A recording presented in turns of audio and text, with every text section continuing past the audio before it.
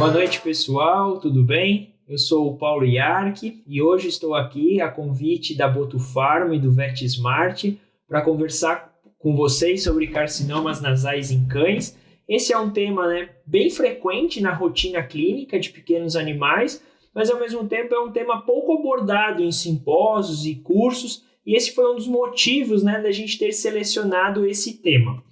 Bom, para a gente falar dos tumores nasais, é importante que a gente relembre um pouquinho da anatomia. Então, quando esses tumores, eles podem se originar desde a porção mais rostral dessa cavidade nasal até o seio frontal. Bom, na verdade, é uma neoplasia relativamente frequente na rotina. Nós vamos ter muito mais carcinomas nasais em animais de meia idade a idosos e principalmente animais de médio a grande porte, embora qualquer raça pode ser acometida por carcinomas nasais. Bom, pessoal, como que eu vou suspeitar lá na minha rotina que o meu paciente tem um carcinoma nasal? O principal sinal clínico é a epistaxe, Então, esses animais, eles podem apresentar sangramentos nasais. Esses sangramentos, eles podem ser uni- ou bilaterais. Então, essa é a principal manifestação clínica de qualquer tumor nasal e aí, consequentemente, é a principal manifestação clínica dos carcinomas nasais. Além disso, além do sangramento, esses pacientes eles podem ter outros tipos de secreção nasal. Então, eventualmente, pode ter secreção mucopurulenta. Outros sinais, deformidade facial. Toda vez que a gente tem uma deformidade facial associada a essa secreção nasal, a gente tem um aumento na chance de realmente essa secreção ser oriunda de um tumor, certo? Porque normalmente as outras causas de secreção nasal, como rinites fúngicas, rinites bacterianas, dificilmente elas vão levar a alguma alteração anatômica ali naquela região a ponto de ter deformidade facial. Além da secreção nasal, da epistaxe e da deformidade facial, cães com tumores nasais também podem apresentar outros sinais clínicos, como, por exemplo, espirros, aquela sensação de estar com o nariz trancado. Então, é muito importante que a gente fique atento. Porém, pessoal, somente através dos sinais clínicos não é possível que a gente consiga fechar um diagnóstico de tumor nasal, porque vários outros diferenciais eles levam a manifestações clínicas muito parecidas. Então aqui, pessoal, vocês conseguem ver um animal com epistaxe. É importante que a gente relembre alguns conceitos. A epistaxe, ela pode ser oriunda de um processo local, como por exemplo uma neoplasia, uma rinite fúngica, um corpo estranho, ou fazer parte de um processo sistêmico. Animais hipertensos, animais com distúrbios hemostáticos, sejam eles primários ou secundários, também podem podem apresentar a epistaxe. Além disso, então, quando eu falei que essa epistaxe associada à deformidade facial, ela aumenta o risco, aumenta a chance disso ser um tumor, apesar de não ser confirmatório. Essa deformidade facial, ela pode ser mais discreta, como nesses pacientes, ou eventualmente deformidades faciais bem significativas, como nesses dois casos. Então a gente sempre vai ficar atento a esse conjunto de sinal clínico. Deformidade facial associado à secreção nasal, à epistaxe, a espirro. Lembrando que nem todos os cães com tumores nasais precisam ter deformidade. Nos estágios mais iniciais, a gente não vai ter deformidade facial. Bom, no outro lado, cães que já têm estágios muito avançados, eu tenho que lembrar lá da anatomia, Então, quando esse tumor lá em seios nasais, ele já levou uma lise da placa cribriforme e ele invadiu o sistema nervoso central a ponto de causar uma compressão, esses animais podem desenvolver convulsão, alteração de comportamento, andar em círculos, cegueira ou outros sinais dependendo aí da área afetada. Então é importante que a gente lembre, pessoal, que sim, um animal com tumor nasal, ele pode ter sinal neurológico em estágios mais avançados da doença. Bom, já que a gente já aprendeu a suspeitar de um tumor nasal através dos sinais clínicos mencionados anteriormente, como que a gente vai confirmar esse diagnóstico? A gente vai começar com os exames de triagem, que são as técnicas de imagem. Basicamente, nós podemos lançar mão da radiografia, da tomografia ou da rinoscopia. Todos esses exames, eles são exames de triagem, nenhum deles é confirmatório. Para que a gente possa realmente, caracterizar que isso é um tumor e saber qual que é o tipo de neoplasia, a gente precisa ir para exames morfológicos. Citologia, que também é um exame de triagem, ou histopatologia, que seria aqui o nosso padrão ouro. Então, vamos conversar um pouquinho sobre as técnicas de imagem. A radiografia, apesar de ser a nossa técnica e mais acessível de imagem, ela apresenta algumas limitações. Essa é uma região que tem muita sobreposição de tecidos e, eventualmente, eu vou ter baixa definição. Então, a gente pode até fazer a radiografia para excluir, às vezes, um corpo estranho radiopaco e tudo mais, mas para diagnóstico e estadiamento dos tumores nasais, ela não é o nosso exame de eleição. Eu posso encontrar o que na radiografia? Opacidade dos tecidos moles, eventualmente a lise ali dos turbinados ou invasão óssea adjacente, certo? Então essas seriam alguns possíveis achados radiográficos em pacientes com suspeita de tumor nasal. Mas com certeza a tomografia é o nosso exame de eleição. Por quê, pessoal? Primeiro porque, além de identificar a massa, ela vai permitir o correto estadiamento, ou seja, ela vai permitir que a gente defina qual é a real extensão dessa massa.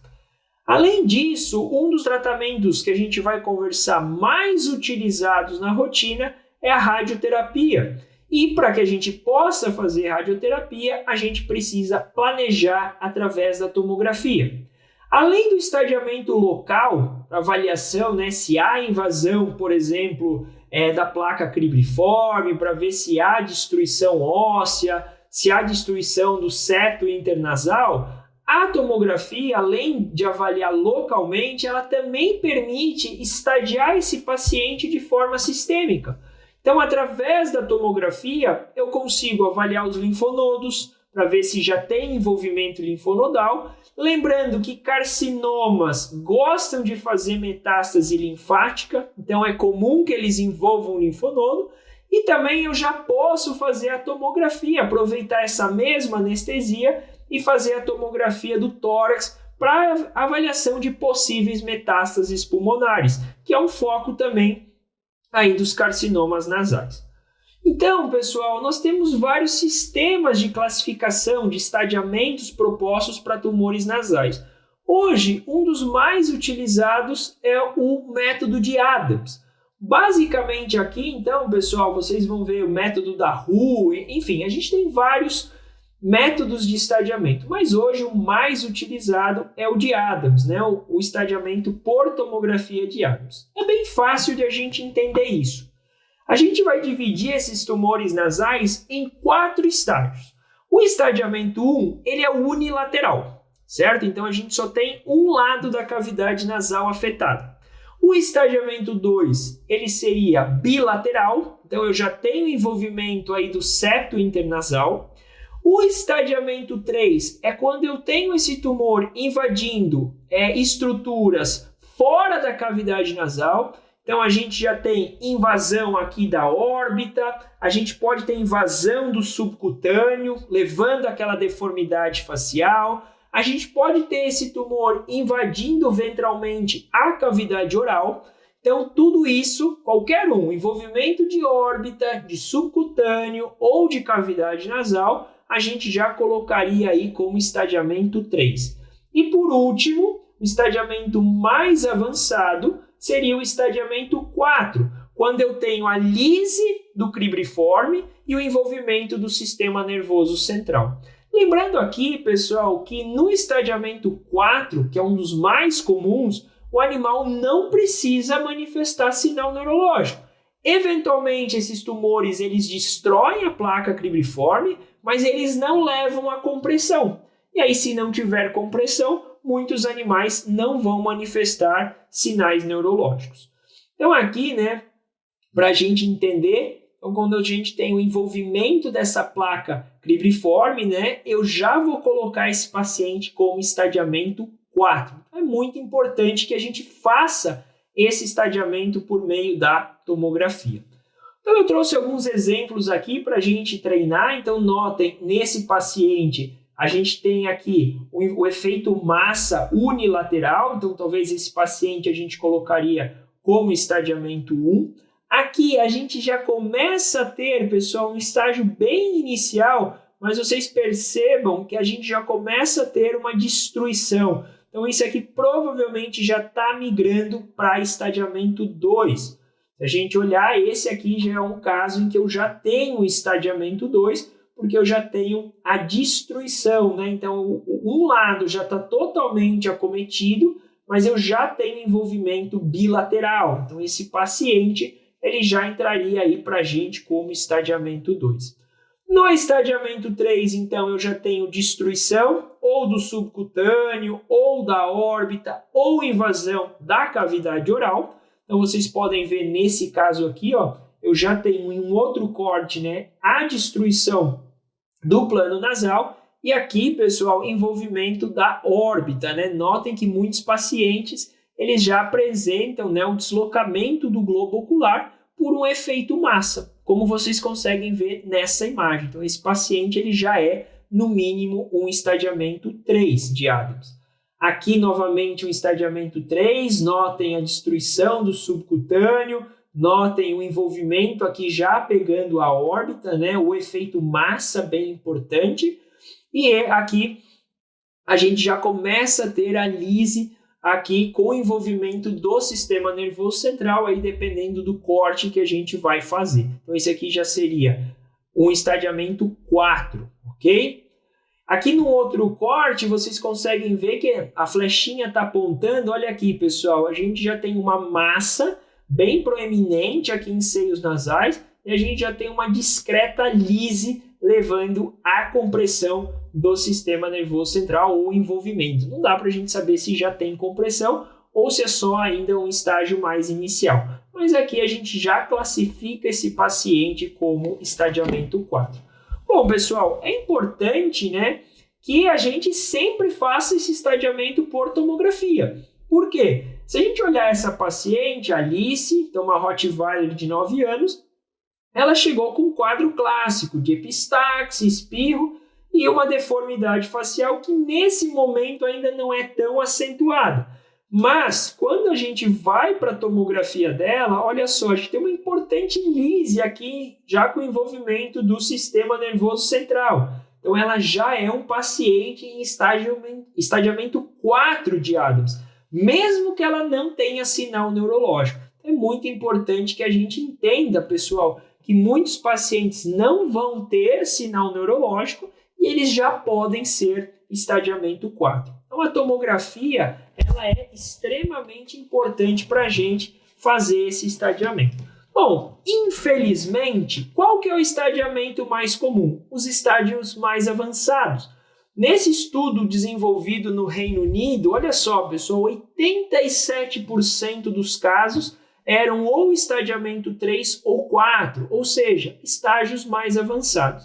E é, infelizmente, a nossa realidade brasileira, certo? Na minha rotina é muito difícil a gente pegar tumores nasais em estadiamentos iniciais. A gente pega normalmente no 3 e no 4. Olha que dado curioso, nenhum paciente desse estudo estava em estadiamento 1. Então, esses animais eles demoram para manifestar sinal clínico e quando eles manifestam esse sinal clínico, normalmente a doença já está em estágios mais avançados. Então, infelizmente, essa é a realidade dos cães com tumores nasais. Então, a tomografia ela é super importante para a gente, porque vai permitir justamente que a gente estadie, que a gente consiga entender qual que é o grau de envolvimento desse tumor nasal, se tem estruturas anexas à cavidade nasal envolvida, e também vai permitir que a gente avalie linfonodo, que a gente avalie tórax. Uma outra técnica de imagem é a rinoscopia, né? Seria a endoscopia ali da cavidade nasal. Qual que é a vantagem, pessoal? A gente vai conseguir ver a cavidade nasal através ali da câmera e ainda biopsiar esse tumor nasal. Então a rinoscopia ela é bem interessante porque ela vai permitir aí a possibilidade da biópsia. A desvantagem dela é que a gente não consegue determinar a extensão real. Eu não consigo, por rinoscopia, saber se tem uma lise discreta de cribriforme, se tem um envolvimento ósseo muito importante. Então, pessoal, a rinoscopia ela tem essa desvantagem. Aí é muito comum, então aqui, olha só, né, uma imagem de rinoscopia que facilita a biópsia através desse procedimento. Então, uma biópsia guiada por rinoscopia. É muito comum as pessoas perguntarem, mas qual é a melhor técnica, rino ou tomo? Pessoal, na verdade elas não são técnicas concorrentes, elas são técnicas complementares. O ideal é que eu faça tomografia para localizar, para caracterizar e estadiar esse tumor e depois que eu use a rinoscopia para a coleta do material, certo? Então essa associação de tomografia e rinoscopia seria aí a melhor abordagem para tumores nasais.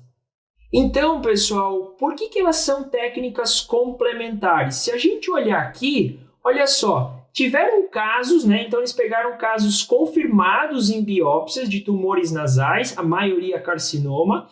E olha aqui, pessoal, tiveram situações que a endoscopia, né, que a rinoscopia não evidenciou a presença de tumor e a tomografia pegou. Aí o mesmo aconteceu aqui, né? Teve casos ao contrário, que a tomo não evidenciou e a endoscopia acabou evidenciando. Então elas são técnicas complementares.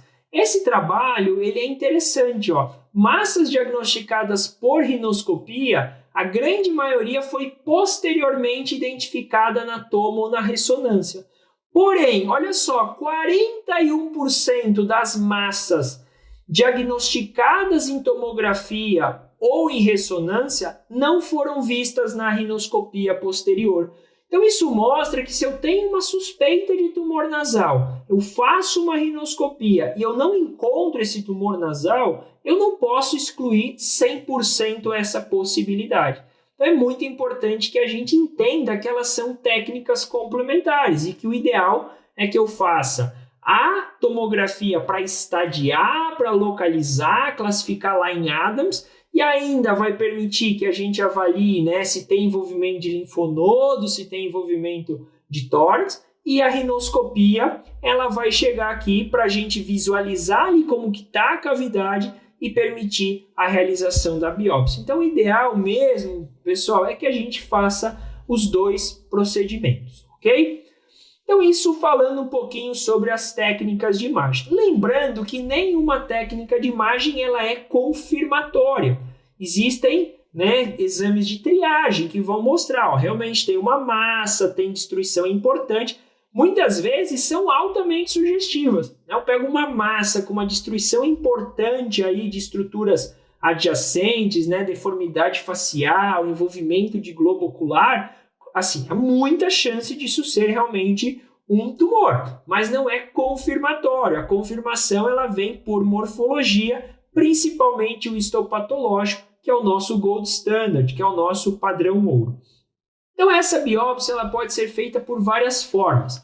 A gente pode guiar por imagem, por rinoscopia, que a gente já conversou. A gente pode fazer biópsias cegas, né, por arrancamento, ou eventualmente por rinotomia. A rinotomia a gente vai deixar para casos mais extremos, quando a gente não conseguir material pelas outras técnicas que acabam sendo menos invasivas, ok?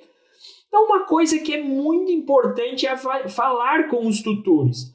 Tumores nasais, pessoal, eles têm muita inflamação associada. Então tem sim rinite normalmente associado, tem uma inflamação ali nesses seios nasais que podem atrapalhar o diagnóstico.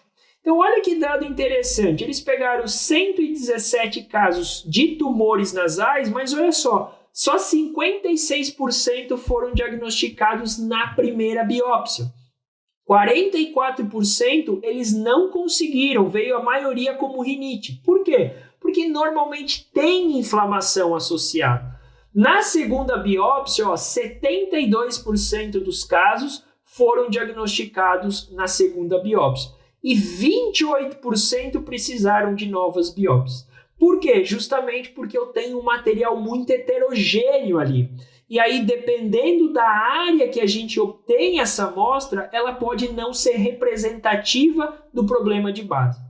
Por que eu estou falando isso? Porque é importante que vocês conversem com os tutores a respeito disso, que vocês vão fazer a biópsia, que vocês vão coletar vários fragmentos para minimizar o risco dessa falha, mas que por serem tumores muito heterogêneos, por ter componentes inflamatórios, pode ser que essa biópsia não seja conclusiva no primeiro momento. Então, uma amostra negativa em pacientes que eu tenho uma alta suspeita, eu tenho deformidade facial, eu tenho sinais clínicos evidentes, eu tenho que repetir essa biópsia caso esse laudo não venha confirmatório. Lembrando que para tumor nasal isso pode acontecer, ok?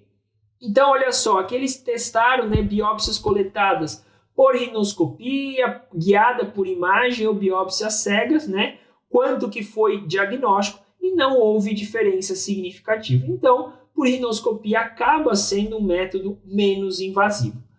A biópsia por rinotomia, a gente vai lançar mão dela naquelas situações em que às vezes vocês já tentaram 2 biópsias, não conseguem fechar câncer e vocês têm uma alta suspeita, tem massa, tem deformidade facial e não bate com o resultado histopatológico. Então, vocês podem lançar mão aí nessas situações da rinotomia.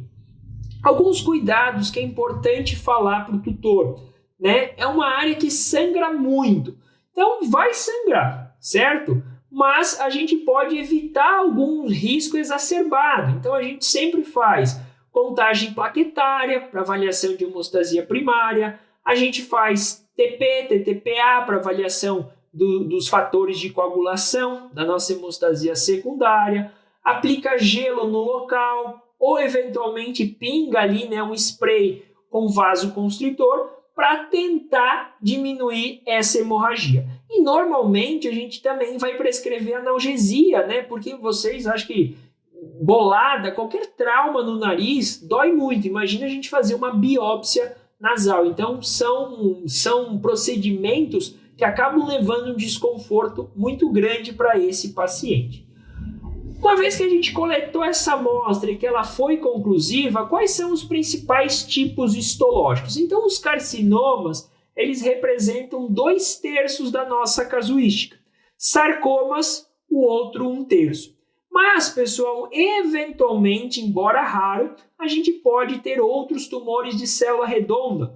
Mastocitomas intranasais, eu vi um caso até hoje. Linfomas, é muito comum linfoma intranasal em gato, porém em cães a gente quase não pega linfoma intranasal. Agora um diferencial super importante para algumas áreas, animais que têm acesso à rua, animais que moram em sítio, que podem ter contato com o animal com TVT, o TVT intranasal também deve ser listado aqui nos nossos diferenciais. Então aqui o histórico do paciente é muito importante. Lembrando que jamais o animal vai ter uma geração espontânea de TVT. Então, para ele ter TVT, obrigatoriamente ele tem que entrar em contato com o animal que tenha TVT, certo? Mas o nosso foco hoje são os carcinomas. Nós temos vários subtipos de carcinoma, mas o valor realmente prognóstico disso ainda carece um pouco de estudos. Então, esse trabalho, 68% carcinomas, 25% sarcomas, 5% de linfomas e 2% de outros tumores. Talvez no Brasil, a gente tenha aí esses valores um pouco diferentes em virtude dos TVTs nasais que acabam sendo frequentes em algumas regiões. Esse outro trabalho, 82% são carcinomas e 15% sarcomas. Então, os carcinomas nasais, eles são considerados, os principais tumores de cavidade nasal de cães. Em gatos, os linfomas nasais são mais frequentes que os carcinomas. Então, os carcinomas ocupam aí a segunda posição em felinos. Bom, mas eu tenho que lembrar que nem toda secreção nasal, epistaxe ou até mesmo deformidade facial obrigatoriamente tem que ser um câncer. A gente tem vários diagnósticos diferenciais.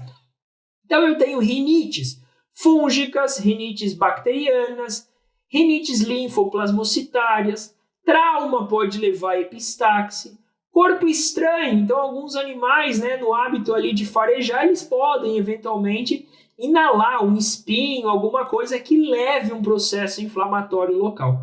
Parasitas dessa região não são frequentes. E no caso das epistaxes, eu tenho que lembrar que causas sistêmicas podem causar epistaxe, por exemplo, hipertensão ou desordens hemostáticas, sejam elas primárias, como por exemplo uma trombocitopenia abaixo de 50 mil, ou secundárias, hemostasia secundária aí por alteração em fatores de coagulação, uma intoxicação por dicumarínico, por exemplo. E se eu tenho também secreção nasal ou epistaxe, é sempre importante avaliar a cavidade oral, porque eventualmente esses animais podem ter fístulas oronasais, então uma comunicação da cavidade oral com a cavidade nasal e por isso a presença das secreções. Então é muito importante avaliar o histórico clínico desse paciente, saber qual é o tempo de evolução, se tem ou se não tem deformidade facial, qual que é o ambiente que esse cão vive. Bom, pessoal, então, apesar dos exames de imagem serem altamente sugestivos, pessoal, a gente tem que lembrar que exame de imagem nunca é confirmatório.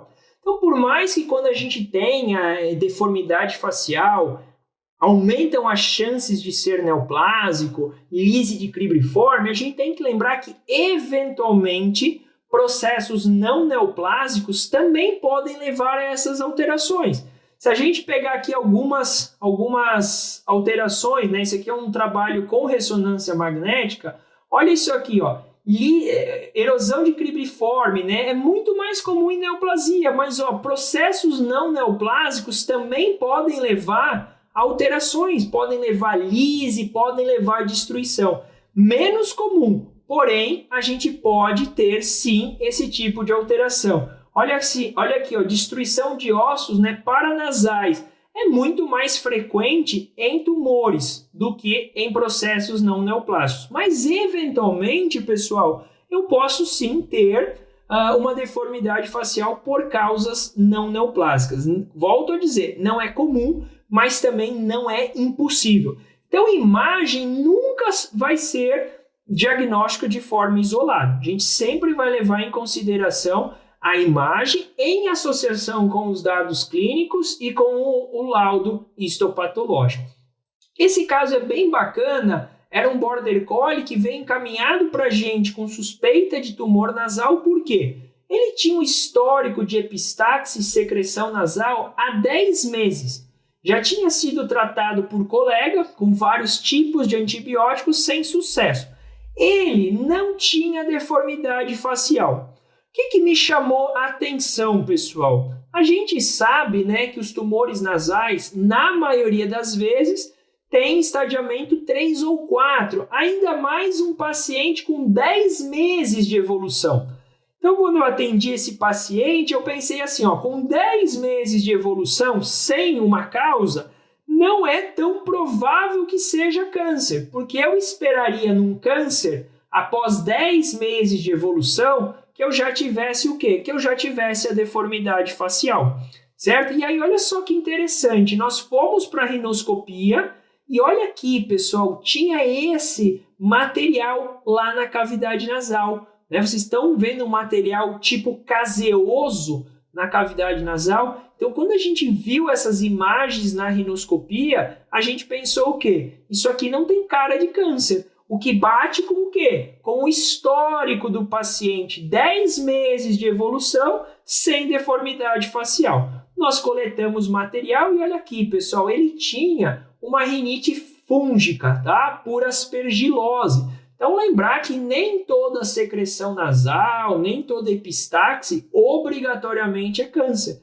Esse paciente ele tinha uma rinite fúngica por aspergilose. Mas olha como os dados vão sendo combinados. A gente tinha o fato que tinha uma evolução de 10 meses sem deformidade facial. Então, isso não encaixava tanto com o tumor. Então, é muito importante que a gente, como oncologista, que a gente sempre avalie o paciente como um todo e pense nos diferenciais. Bom, além do estadiamento clínico, local ali da extensão do tumor nasal através da classificação de Adams, é muito importante que a gente estadie esse paciente como um todo. Como eu já falei, eles gostam de fazer metástase para linfonodo e para tórax. Não são tumores extremamente metastáticos. É mais fácil a gente perder esses pacientes por descontrole de doença local do que por metástase. Mas, segundo a literatura, 10 a 24% dos pacientes apresentam metástase em linfonodo e, no caso de tórax, a taxa de metástase para tórax gira em torno aí dos 10%. Bom, a gente já diagnosticou, a gente pegou aquele cão que tinha epistaxe, que tinha secreção nasal, que tinha eventualmente a deformidade facial, lembrando que ela não é obrigatória, mas a gente fez lá, estadiou por Adams, coletou material por rinoscopia, fez o histopatológico, fechou que era um carcinoma nasal. Como que a gente vai tratar esse paciente? Bom, como são tumores em uma localização muito difícil para cirurgia, o tratamento de eleição acaba sendo a radioterapia. Seja ela como modalidade única ou associada à cirurgia. A gente vai discutir. Cirurgia de forma isolada como modalidade única, ela vai ser indicativa em casos bem específicos que a gente vai discutir. Então a gente vai conversar um pouquinho sobre isso e muitos pacientes acabam não sendo candidatos à rádio ou à cirurgia. A radioterapia, principalmente pela limitação de custo em algumas situações, e a cirurgia, às vezes, em virtude da extensão da doença, e aí a gente vai fazer nesses pacientes o tratamento paliativo, que vai incluir a analgesia, o uso de inibidores de COX-2, que a gente já vai conversar sobre isso, possibilidade de quimioterapia ou inibidor de tirosina quinase, também vamos conversar. E quando eu tenho uma destruição óssea importante, o uso dos inibidores de reabsorção óssea, aqui para a gente, no caso, os bisfosfonatos. Bom, vamos conversar de cada uma delas. Radioterapia. A radioterapia ela acaba sendo o nosso procedimento de eleição, certo? Então, pacientes com tumores nasais são candidatos à radioterapia como modalidade única. Essa radioterapia, ela pode ser definitiva, ela pode ser apenas paliativa, ou a gente pode fazer mão da radioterapia estereotáxica, que seria uma radioterapia com altas doses. A gente não faz ela ainda no Brasil, certo? Então, no Brasil, a gente teria a opção da definitiva ou da paliativa. O que é a radioterapia definitiva? Eu faço o maior número de sessões, então ela é hiperfracionada. Um dos protocolos, por exemplo, 10 sessões de 4.2, isso é um dos protocolos, e esse é o tratamento de eleição. Só que ela acaba tendo um custo maior, são 10 sessões e o maior número de anestesias. Além da radioterapia definitiva, uma outra opção que a gente tem é a radioterapia paliativa. Então, na paliativa é o menor número de sessões. Aqui eram 10 sessões, aqui são 4. Então, a gente fala que ela é hipofracionada, porque é o menor número de sessões. Ela acaba sendo mais barata, porque é o menor número de sessões. E aqui o objetivo o maior é o controle aí dos sinais clínicos para que a gente possa ter aí a qualidade de vida desse paciente. Bom, vamos conversar então sobre a radioterapia definitiva, que é a modalidade de eleição para pacientes com carcinomas nasais. Esse aqui é um estudo com 53 cães, em que 40 pacientes foram submetidos a esse protocolo de 10 sessões de 4,2 grays. Olha que interessante, pessoal. A sobrevida média dos pacientes foi de 19 meses 68% dos animais tiveram sobrevida superior a 1 ano, certo? Pacientes até com sobrevidas de 4 anos. Se a gente olhar aqui, é um dado bem interessante. Por quê? Eu estou falando de um tumor inoperável.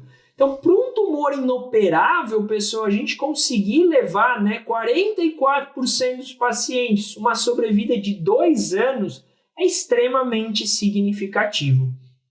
Esse aqui, pessoal, então mostra aí outros trabalhos com sobrevidas variando aí, então, de 8 a 19 meses, mas de 43% a 68% dos pacientes com sobrevida de 1 ano e 11% a 44% dos pacientes com sobrevida de 2 anos. Então, a radioterapia definitiva ela é o nosso tratamento de eleição. Esse aqui é um trabalho mais recente de 2018 e ele é bem bacana, pessoal, porque ele comparou qual que é a resposta à radioterapia entre carcinomas e sarcomas. E olha que dado interessante, os carcinomas tiveram uma redução média com radioterapia em 67,1% do volume tumoral e no caso dos sarcomas, essa redução no volume tumoral foi de 21%. Então, nesse trabalho, ele mostra para a gente que a resposta à radioterapia ela é superior nos carcinomas em relação aos sarcomas. Então, radioterapia definitiva é o tratamento de eleição para carcinomas nasais, em virtude da localização em que muitas vezes a cirurgia fica inviável. Mas a gente também pode lançar mão da radioterapia paliativa, que é a hipofracionada. Eu tenho um menor número de sessões, o objetivo é controlar sinal clínico, dar uma qualidade de vida para esses pacientes.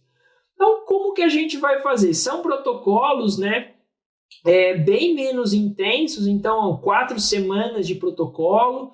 Esse aqui é um deles, mas nesse trabalho fizeram uma aplicação semanal com 4 semanas consecutivas, E olha só, tiveram melhora nos sinais clínicos em 83% dos pacientes, E aí, tempo livre de progressão de 245 dias e nesse trabalho até uma sobrevida bem bacana, tá, pessoal? Esse trabalho aqui mostrou uma sobrevida com a paliativa bem interessante.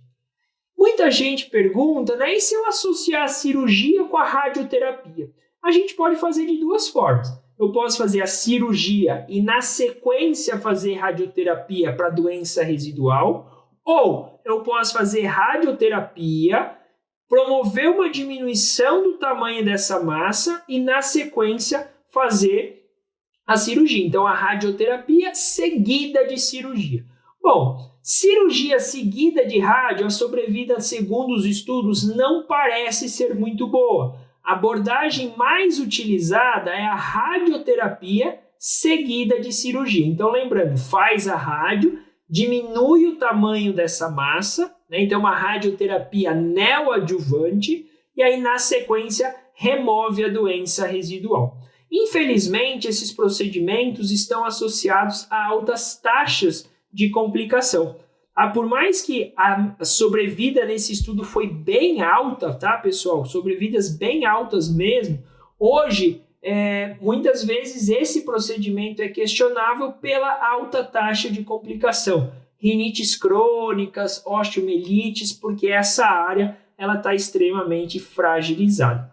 Nesse trabalho que eu mostrei anteriormente, em que os carcinomas responderam melhor que os sarcomas, eles fizeram isso, eles fizeram a radioterapia, diminuíram o tamanho da massa e aí na sequência fizeram uma cirurgia. E a sobrevida média dos pacientes foi de 435 dias. Lembrando que a gente estava falando de um N muito pequeno, só 6 pacientes aí com carcinomas. Bom, e a radioterapia estereotáxica? A radioterapia estereotáxica, apesar de a gente ainda não ter aqui no Brasil, é quando eu uso um aparelho que ele consegue ser muito mais preciso, então a gente não tem tanto dano no tecido adjacente, e eu consigo dar altas doses, porque eu consigo direcionar isso mais localmente onde está o tumor, sem afetar né, as porções adjacentes desse tumor, né? Então, ao tecido saudável, digamos assim. Mas, segundo os estudos, a sobrevida foi muito semelhante ao convencional, certo? Teve menos efeitos agudos, porém, os efeitos tardios foram semelhantes. Então, segundo esse trabalho, ainda não justifica o uso da estereotáxica. Quais são as complicações da radioterapia? Eu posso ter efeitos cutâneos, agudos ou crônicos. Então, ele vai ficar alopécico, com hiperemia, descamação. Alguns animais apresentam alteração de pigmentação, isso já seria um efeito mais tardio. Pela localização, eu posso ter conjuntivite, secreção ocular, ceratoconjuntivite seca, úlcera de córnea e, no caso da cavidade oral, a presença da estomatite. Então, aqui, né, paciente com complicação da radioterapia, desenvolvimento aí de efeito agudo, de estomatite. Aqui, um paciente com alopecia e hiperemia, um efeito agudo, e aqui um efeito tardio, que seria a alopecia com a hiperpigmentação. Então, são possíveis efeitos adversos da radioterapia. Paulo, e se meu paciente não tiver condições da radioterapia, por logística ou por custo, ou por comorbidade que inviabilize, né, várias anestesias seguidas? Posso fazer cirurgia? Bom, pessoal, a cirurgia para esses tumores, qual que vai ser o grande desafio? Né? A obtenção de margem. Muitas vezes a localização desse tumor não permite que a gente consiga margem. Então, é um procedimento com alta morbidade pós-operatória. Então, muitas vezes eu não tenho um ganho de sobrevida tão significativo quando comparado ao paliativo. Então, às vezes a gente submete esse paciente a um procedimento invasivo e a taxa de sobrevida é muito parecida com aquela que a gente obteria num procedimento paliativo. Mas cada caso é um caso, não dá para a gente generalizar. Existem pacientes que vão sim se beneficiar do uso da cirurgia, né? Então, às vezes, para aliviar sinal clínico, quando o grau de obstrução for muito acentuado, tumores bem rostrais que não sejam tão grandes, a cirurgia é uma modalidade bacana. Então, a cirurgia ela é indicada sim, mas a gente tem que selecionar os casos, ok? Então, esse trabalho aqui, ele avaliou, né, cães com carcinomas, mas olha só, pessoal, carcinomas mais rostrais, carcinomas em estágios iniciais, normalmente estadiamento 1, né, ou estadiamento 2. Então, é uma possibilidade sim. Então, eles pegaram 10 cães com tumores pequenos, né, de 1 a 4 centímetros, mas localizados numa porção mais rostral. Então, esses pacientes não tinham aquela destruição, por exemplo, de órbita, não tinham invasão do cribriforme, não tinham destruição com deformidade facial importante. Então, são casos bem selecionados. E esses pacientes tiveram aí sobrevidas muito boas, certo? Então, com 518 dias de sobrevida. É importante lembrar, pessoal, que sim, cirurgia é uma modalidade para tumores nasais, mas a gente tem que pesar os prós e os contras, tá? Quando indicar a cirurgia? Então, para tumores bem rostrais, pequenos, a cirurgia é interessante, ou para alívio de sinal clínico. Lembrando que a obtenção de margem, né, em tumores muito grandes, muito invasivos, ela vai ser dificultosa em virtude da localização. E muitas vezes, então, esse paciente ele não é candidato à radioterapia por custo ou por logística, ele não é candidato à cirurgia pela extensão da doença ou pela localização, então a gente vai lançar mão do tratamento paliativo. Como muitos tumores são estadiamento 3 e 4, o tratamento paliativo ele é muito utilizado na rotina. Como que a gente vai fazer esse tratamento paliativo? Então, esses animais têm dor, então a gente vai fazer analgesia. Esses pacientes, né, esses tumores, expressam muito a COX-2, então a gente vai fazer o uso dos inibidores de COX-2. E a gente vai conversar um pouquinho sobre o real benefício de uma quimioterapia ou de um inibidor de tirosina quinase e também do uso dos bisfosfonatos, que são os inibidores de reabsorção óssea. Então vamos lá. Bom, tem dor, pessoal. A maioria desenvolve alteração, destruição óssea importante. Então esses pacientes, mesmo que eles não manifestem dor, a gente tem que entender que eles têm algum grau de dor. Então é muito interessante que a gente use os anti-inflamatórios não esteroidais, por exemplo aqui o Firovect, para controle de dor, porque eu tenho uma dor inflamatória nesse cão. A gente pode começar, o manejo oral com a dose de 5 mg por quilo e dá até para pensar depois em reduzir 50% dessa dose na manutenção. Na formulação subcutânea do Firovect, a gente lembra que essa dose é de 2,5 mg por quilo. Então isso é bem importante, pessoal, que a gente entra na apresentação oral com uma dose inicial mais alta e na injetável com uma dose inicial mais baixa. Essa é uma informação bem importante. E aí a gente vai fazer uso de outros analgésicos. Então, por exemplo, um tramadol, uma dipirona, uma gabapentina, uma amantadina são interessantes. A dipirona aí com possibilidade até de redução da dose se a gente tiver associada ao AINE em algumas situações, dependendo aí de cada caso, ok? Bom, mas além do uso do Firovect como analgésico, a gente também pode ter algum efeito antitumoral. Por quê, pessoal? Os tumores, os carcinomas nasais, eles têm alta expressão de COX-2. 81% deles expressam COX-2. Então, o que a COX faz? A COX trabalha a favor do câncer.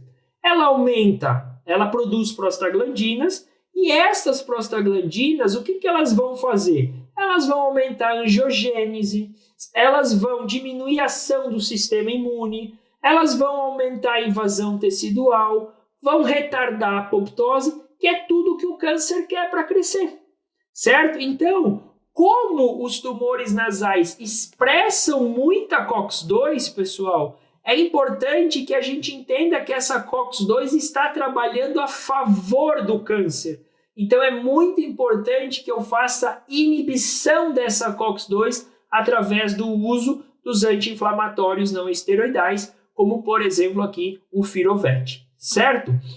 Esse trabalho ele é bem interessante. Eles compararam, pegaram 24 cães com carcinoma nasal e eles fizeram, um grupo fez radioterapia mais firocoxib e outro grupo radioterapia mais placebo. E aí eles avaliaram tempo livre de doença, sobrevida, mas também qualidade de vida. Então os tutores eles respondiam um questionário sobre qualidade de vida. O grupo que fez uso de radioterapia e firocoxib teve 335 dias de sobrevida. O grupo radioterapia e placebo, 244 dias. Apesar disso aqui não ter sido significativamente estatístico, a gente consegue ver que a gente tem uma diferença de praticamente 100 dias. Mas o mais importante não é a sobrevida. O mais importante desse estudo é mostrar que, olha só, pessoal, os tutores relatam uma melhora na qualidade de vida no grupo que fez uso do firocoxib. Então, o firocoxib, além de agir inibindo essa COX-2, ele também vai dar uma melhora nos sinais clínicos desse paciente. Então, todo carcinoma nasal, a gente inclui aí o uso dos anti-inflamatórios aqui, o Firovect, certo? E olha só, pessoal, o firocoxib ele foi seguro mesmo em tratamentos prolongados e em pacientes geriátricos. Em relação à resposta, quantos entraram em remissão parcial, é difícil, porque para a gente avaliar isso, teria que ter feito a tomografia. E muitos animais não fizeram esse acompanhamento tomográfico. Uma dúvida muito frequente sobre o uso desses AINEs em oncologia, Paulo, mas posso fazer AINE tanto tempo? Pessoal, desde que eu escolha um anti-inflamatório que seja seguro a longo prazo. Por exemplo, o firocoxib, aqui o Firovect, ele já foi estudado a longo prazo, então o uso crônico dele é seguro. Por quê? Porque eu não estou falando de 7 dias de tratamento, eu estou falando de uso contínuo, a gente está usando isso como uma modalidade paliativa. Então, enquanto esse tumor estiver lá, enquanto esse paciente estiver respondendo ao uso, eu vou fazer administração. Claro que eu sempre vou monitorar efeitos adversos. Então, eu devo monitorar efeitos adversos do uso crônico de AINE. Então, efeitos gastrointestinais, né? Então, monitorar vômito nesses pacientes, a nefrotoxicidade. Então, a gente vai avaliar, pessoal, por exemplo, se esses pacientes, né, não desenvolvem doença renal. Aí, a avaliação de doença renal ela vai muito além, pessoal, de uma dosagem de creatinina. Então, esses pacientes, eles devem ser estadiados de forma correta antes do início da terapia. Então, uma avaliação. Então, eu vou fazer urinálise, eu vou fazer creatinina, eu vou fazer SDMA, eu vou fazer relação proteína-creatinina urinária, o PC, aferir pressão desses animais. Então, é uma avaliação e um monitoramento muito completo, certo? Mas muitos pacientes conseguem fazer uso por tempos bem prolongados, tá? Justamente por essa questão de ser um anti-inflamatório seguro a longo prazo, desde que respeitado as doses, os intervalos de administração e desde que a gente faça o monitoramento correto e, caso necessário, a intervenção ou até mesmo a suspensão em caso de alterações aí de efeitos adversos. Bom, além do uso deles, né, o que mais pode auxiliar no controle da dor? O uso dos bisfosfonatos. O que é um bisfosfonato, pessoal? Ele é um inibidor de reabsorção óssea. Na hora que a gente avalia esse paciente, o que causa dor é justamente a destruição óssea. Então, esses pacientes eles vão se beneficiar de fármacos que bloqueiem essa destruição. Esses fármacos são os bisfosfonatos. Por quê? Eles inibem o osteoclasto. Eu costumo brincar que o osteoclasto é o Pac-Man do osso, né? Ele que vai causar a reabsorção óssea. Então é importante que a gente bloqueie essa destruição. Nós temos vários fármacos. Nós temos o alendronato, o pamidronato, o zolendronato. Na rotina, o pamidronato é um dos mais utilizados. Por quê, pessoal? Porque o alendronato é oral e ele tem baixa absorção, e o zolendronato ele estava um pouquinho mais caro no passado. Hoje em dia ele é mais acessível, mas por muito tempo o preço deles era muito diferente. Então a gente usou e a gente usa mais, tem muito mais informação sobre o pamidronato. Ele tem um custo bem acessível. Então a gente vai fazer, normalmente eu gosto de usar 2 miligramas por quilo a cada 21 dias, né? A gente dilui em solução fisiológica e administra de forma lenta durante 2 horas, ok? Paulo, e a quimioterapia, né? Vale a pena fazer quimioterapia nesses pacientes? Eu gosto muito de explicar para o tutor, né, que a resposta à quimioterapia ela é variável, mas que já que a gente está diante de um protocolo paliativo, que a gente não tem as outras opções, é sempre válido a gente tentar.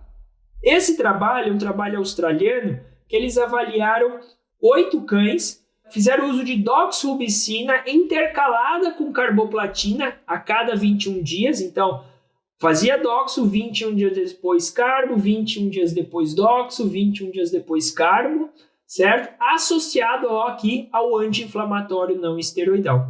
E olha que dado interessante, pessoal. Tiveram animais até em remissão completa. Não é comum ter remissão completa, tá? Mas se eu tiver uma remissão parcial e uma melhora dos sinais clínicos, isso já é bem favorável. As sobrevidas até de 960 dias. Então, bem interessante naqueles casos em que as outras modalidades não estejam disponíveis. Aqui um paciente, uma massa bem acentuada, e aqui pós aí o uso da última dose de quimioterapia, esse paciente teve uma resposta muito bacana.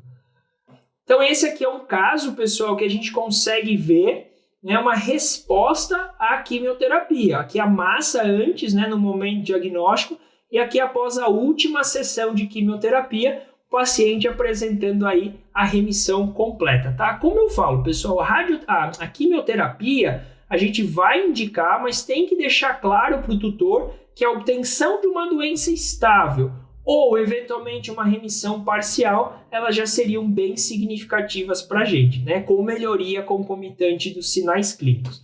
Além da quimioterapia, quais são as outras opções? A gente pode usar os inibidores de tirosina quinase. Esse trabalho ele é bem recente, ó. Ele é do mês passado. Eles avaliaram 23 cães com carcinomas nasais em estágios avançados que fizeram uso do toceranib, que é o Paledia, certo? E olha só, 9 animais eram em estadiamento 3, 14 cães estadiamento 4. Tiveram uma sobrevida média de 139 dias, mas olha só, com melhoria dos sinais clínicos. Então é bacana, às vezes, a associação, né, dessas modalidades. Então, vou fazer analgesia, vou fazer o inibidor de COX, eu posso fazer o inibidor de reabsorção óssea e, eventualmente, a quimioterapia ou o inibidor de tirosina quinase ou até mesmo a associação dos dois. Eu gosto muito desse caso, a Raika, essa pitbull de 9 anos, ela chegou com um carcinoma nasal já em estadiamento 3, né, era bem aqui de seio frontal, e aí não tinha condições de a gente fazer a radioterapia, a cirurgia já tinha um grau de envolvimento bem acentuado e foi optado pelo tratamento paliativo. Então foi feito mais ou menos o que a gente vem triando: analgesia, anti-inflamatório não esteroidal, o bisfosfonato, então ela faz a aplicação de pamidronato a cada 21 dias e foi optado por associar carboplatina e Paledia. Lembrando, pessoal, que a carboplatina, quando associada ao Paledia, a gente deve reduzir a dose da carboplatina, certo? A gente faz a dose aí de 200 miligramas por metro quadrado de carboplatina quando associado ao Paledia. E olha que bacana, pessoal. Olha o resultado, né, do tratamento paliativo. É um paciente que mantém muita qualidade de vida, é um paciente que não apresenta muito efeito adverso, certo? Então a gente está muito feliz com o resultado, justamente por essa questão de conseguir promover qualidade de vida, que acaba sendo o nosso objetivo em casos inoperáveis, certo? Em casos que a gente não, que as modalidades principais, que seriam a rádio ou a cirurgia, não estejam disponíveis, ok? Se a gente não fizer nada, essa é uma pergunta comum dos tutores, mas se eu não quiser fazer nada? Esse trabalho, eles avaliaram, né, 139 cães não tratados, certo? E olha só, pessoal, tiveram sobrevida só de em torno de 3 meses. Então vale a pena a gente tentar algum tipo de tratamento para estender essa sobrevida e principalmente se a gente conseguir manter a qualidade de vida desses cães. Bom, quais são os fatores prognósticos, né? Infelizmente, pessoal, o estadiamento clínico é fator prognóstico. Estadiamento 1 vai ter uma sobrevida muito melhor do que estadiamento 4. Então, os cães com estadiamento 4, quando já tem a lise lá do cribriforme, eles vão ter sobrevidas menores. A gente pode olhar aqui nesse trabalho, ó, a sobrevida de pacientes em estadiamento 1 foi de 23 meses. Lembrar, estadiamento 1 é aquele confinado, unilateral. Na forma bilateral e na forma que já tem envolvimento de subcutâneo, órbita ou cavidade oral, não teve diferença significativa entre eles. E, no caso, quando eu já tenho estadiamento 4, que é a lise do cribriforme, eu já tenho uma redução aí na sobrevida. Então, lembrando, pessoal, que o estadiamento 4 ele está associado a menores taxas de sobrevida. Bom, para a gente terminar, então, carcinomas nasais eles são bem comuns na nossa rotina, certo? Então, o oncologista ele vai atender muito carcinoma nasal. É muito importante que a gente faça um diagnóstico preciso e um estadiamento correto. Lembrando que esse diagnóstico e estadiamento, ele inclui os exames de imagem, preferencialmente a associação da tomografia, que vai classificá-la em Adams em estadiamento 1, 2, 3 ou 4. e além disso vai permitir avaliação de linfonodo, avaliação de tórax, certo? E também o diagnóstico morfológico através do histopatológico, que é o nosso padrão ouro. Então, pessoal, lembrar o quê? Lembrar que muitas vezes a primeira biópsia pode dar um falso negativo, porque são tumores muito inflamados. Então, já conversar com o tutor a respeito disso, né, que a gente vai fazer a biópsia, mas existe a possibilidade de um falso negativo. Então, se eu tenho uma suspeita muito forte, o animal tem destruição importante, né, deformidade facial, massa, se não der conclusivo na primeira biópsia, vale a pena a gente repetir o procedimento na tentativa de buscar esse diagnóstico mais acurado. E em relação às opções de tratamento, a radioterapia, seja ela definitiva ou paliativa, acaba sendo a modalidade de eleição.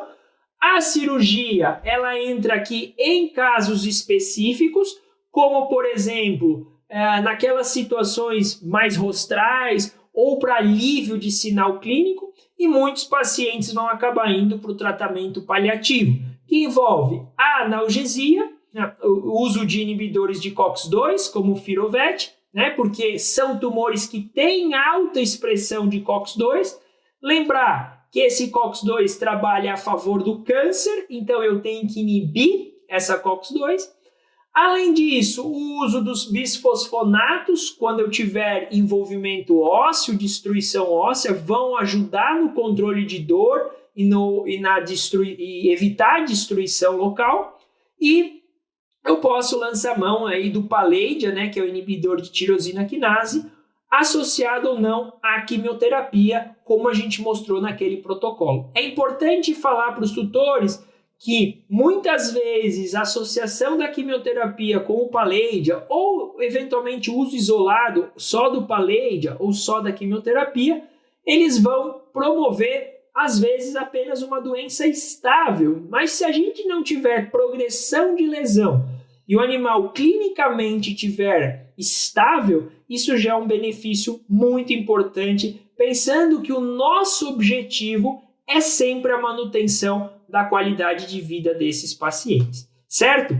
Então eu gosto muito dessa frase, né, pessoal? Já que a gente está falando de um tumor que na maioria das vezes a gente vai caminhar para o paliativismo, é muito importante que a gente se preocupe com qualidade de vida, sempre em oncologia, né?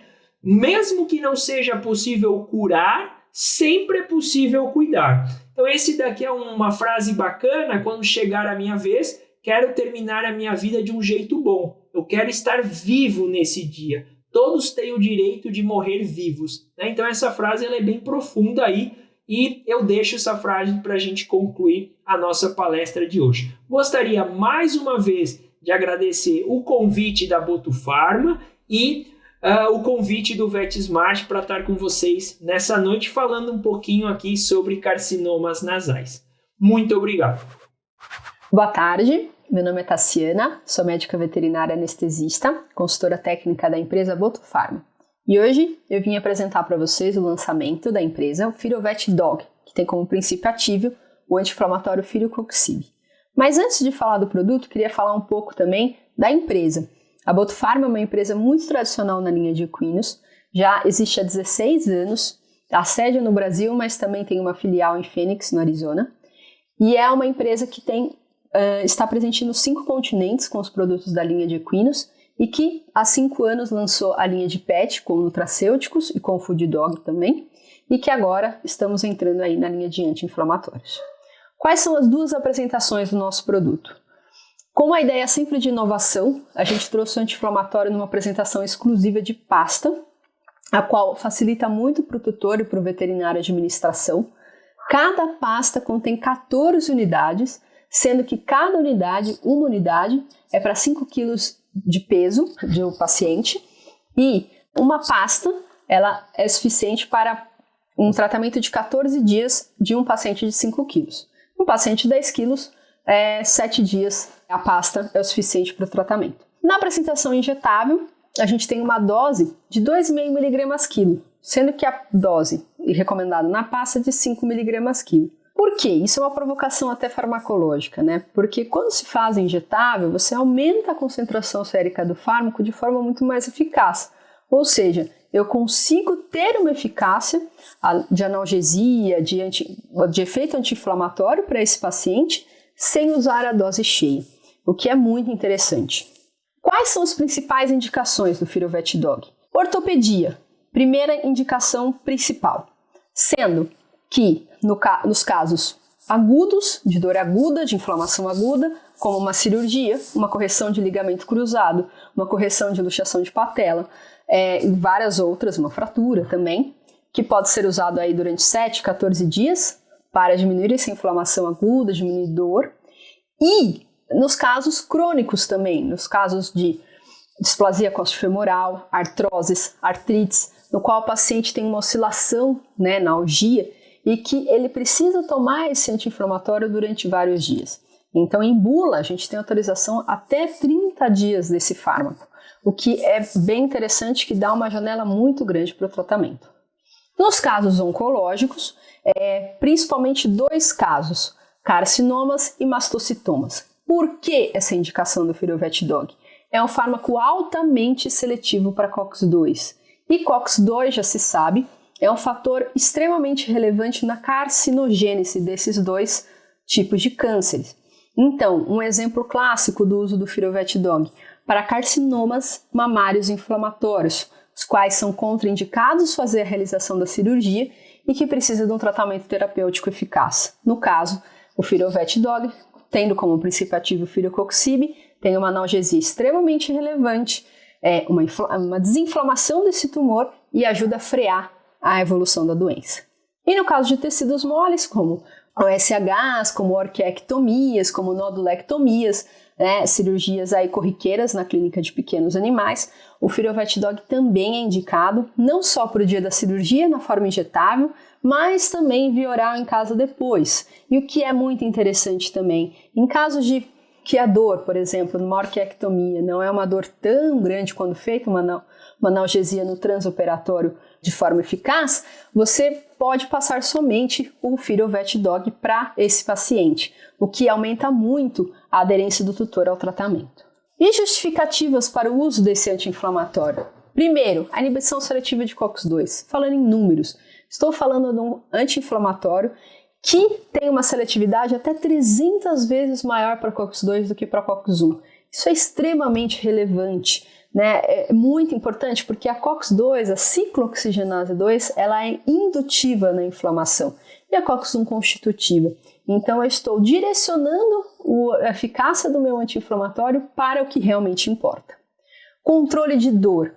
Sabe-se, através de vários artigos aí já consagrados em literatura, que o Firovet-Dog ele tem um controle de dor muito eficaz, principalmente os estudos são feitos com claudicação, então o paciente diminui a claudicação, diminui a dor. Em pacientes oncológicos, melhora a ingesta de comida, melhora a qualidade de vida segundo a visão dos tutores, ou seja, menos dor. Menor efeito adverso com uso a longo prazo. Isso é extremamente relevante para qualquer clínico, para qualquer cirurgião que se preocupe com o paciente. Por quê? Porque quando se faz o anti-inflamatório, o primeiro medo é o efeito adverso provocado por esse fármaco, né? Uma gastroenterite, insuficiência renal. Quando eu falo do Firovet-Dog, eu estou falando de um fármaco que eu tenho segurança em bula de 30 dias, na dose de 5 mg quilo via oral ou 2,5 injetável, e eu tenho um baixíssimo índice de efeitos adversos para esse paciente. Obviamente, é extremamente relevante se fazer exames de sangue pré o uso do fármaco, como qualquer outro anti-inflamatório, então verificar ureia, creatinina, LT, FA, hemograma, ver se está tudo bem, se esse paciente não tem nenhuma gastroenterite prévia, né, antes de se fazer a prescrição. Entretanto, assim, preenchido esses critérios, é um fármaco muito seguro. Então, justificando aí o uso, eu trouxe esse pool de artigos, na verdade, só para mostrar o quanto a literatura já fala do efeito do um inibidor de COX-2 freando, né, tumores, cânceres aí extremamente agressivos, como tumores de seio nasal, adenocarcinomas, carcinomas mamários, que são extremamente comuns, e mastocitomas aí. Controle de dor Então, foi feito um estudo com 52 semanas de tratamento.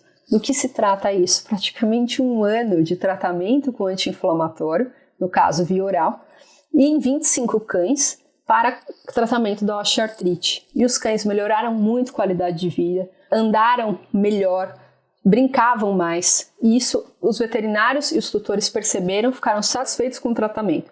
E só, para complementar, somente 5% desses cães apresentaram alguns efeitos adversos que não foram extremamente relevantes para o tratamento do paciente.